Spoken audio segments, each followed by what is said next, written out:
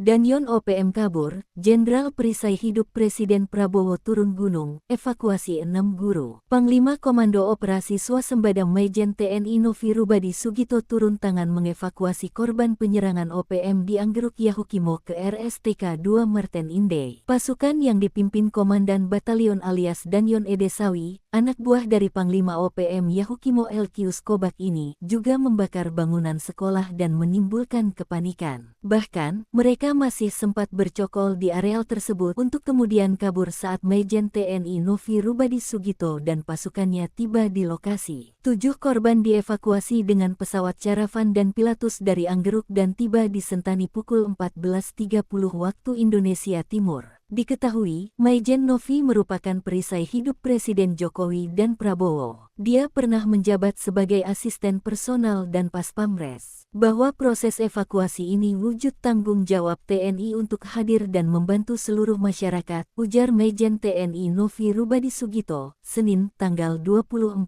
Maret tahun 2025. Diketahui, korban meninggal 1 orang dan 1 orang luka berat, 4 luka ringan dibawa menggunakan ambulans ke RS Marten Inday Jayapura untuk penanganan kesehatan lebih lanjut. Aksi brutal dilakukan OPM pimpinan Elkius Kobak saat mereka meminta sejumlah uang, namun tidak dipenuhi, sehingga melakukan kekerasan dan pembunuhan. Kini setelah mengevakuasi 42 tenaga pengajar dan tenaga kesehatan dari Yahukimo ke Jayapura, TNI meningkatkan pengamanan. Juru bicara TPNPB OPM, Sebi Sambom, berdalih guru itu merupakan agen TNI. Maka OPM tak segan bertindak. Kapuspen TNI Kristomei Sianturi menegaskan TNI berkomitmen untuk selalu melindungi masyarakat, terutama tenaga pendidik dan kesehatan yang bertugas di daerah terpencil.